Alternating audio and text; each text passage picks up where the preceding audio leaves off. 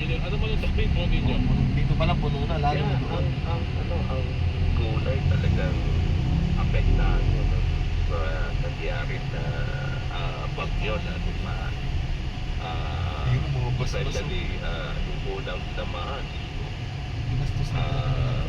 sa area no? Tapos ito naman yung Luzon. So in-expect talaga natin na yung gulay talagang tataas no?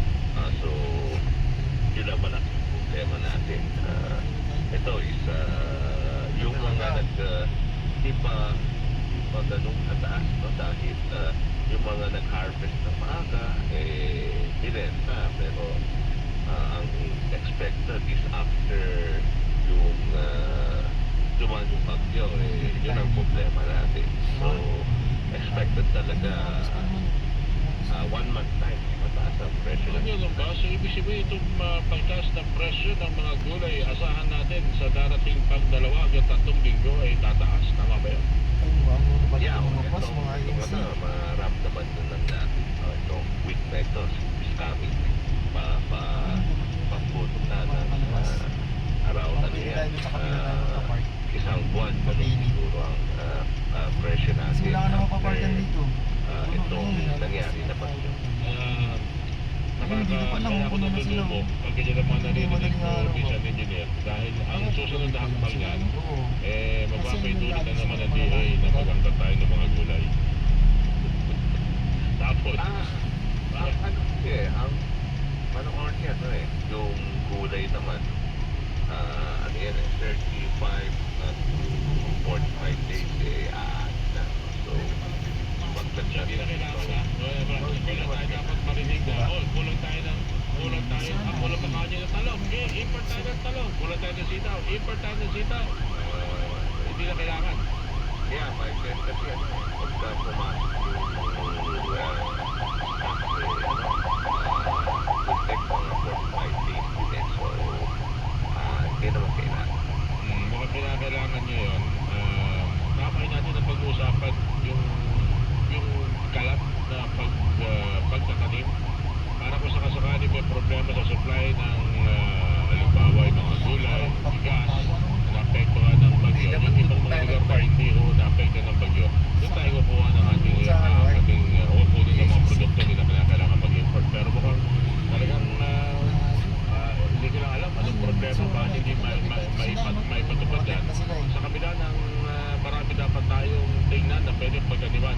Ayaw nga pala, naging subdivision nga pala kasi iba engineer. Ano nga ba? Yung sa sa palay puti na lang makakalabas almost pa tayo ngayon. 90% naani na. Ayun, dapat dito ka sumunod. Walang masyado Sa kanila. effect sa bilas natin. Makakalabas tayo sa atin. Gulay lang talaga. Gulay. Gulay. Mga ating nakikita sa Pinagpit at saka sinigang. Manila. Mga pangunahing gulay na yan. Sabay yan o. Yes, so sinang Intramuros. talaga. Sige, engineer, maraming salamat sa iyong binigay na pagkakataon. Pasok maging maingat pa rin sa pagbabantay para akala ko hindi tayo nakaka-recover sa ASF. Nag-tint sila. Yung panaman na kung paano ito kayo. Yeah. Kasi naman natin, yung LCU naman, kung makita yung area. May mga tin sila oh. Kagabi pa. Kagabi pa yan siguro. Doon tapos sila. Tapos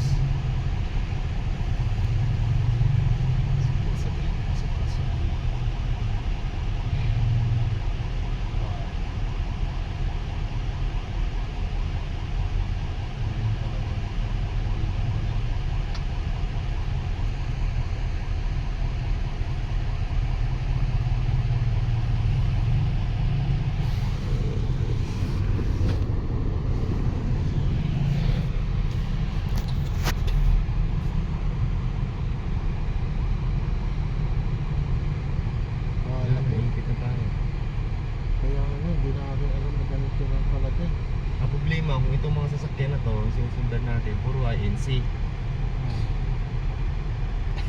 Puro oh. Maghahanap sila ng Tingnan mo. parking park. Puro din ang kaputi dito sa likuran natin eh.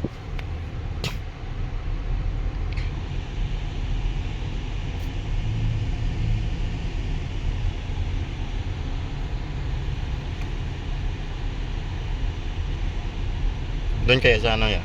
Ermita. Saan? Sa may harap ng ano ba? Simbahan ng Ermita. Puno na rin yan doon. Pag Maynila, puno na yan. Pag malapit sa Lunita. Yun nga ang hindi yun nga ang Hanggang sana ano yan, ang hanggang target UN natin. yan. Puno yan. Yun nga Ha? sana ang target natin doon sa may Sinisip mo yun? Oo. Yun yung nakailan Posible lagi yun. natin. Nakapunta ka ba nakaraan ng INC? Hindi. Yung unang rally nila? Ay, lang. Hindi ka nakapunta. Mula PICC pala. Akala ko kasi PICC ka magpa-park. Doon ba? Sa ano? Sabi ko sa'yo, kagabi sa- Navy. Sabi ko kasi sa'yo sa ano, sa Dolomite. Hindi ka na makakapag-park dyan. Tingnan mo doon pa lang sa ano, sa Buendia pa lang puno na.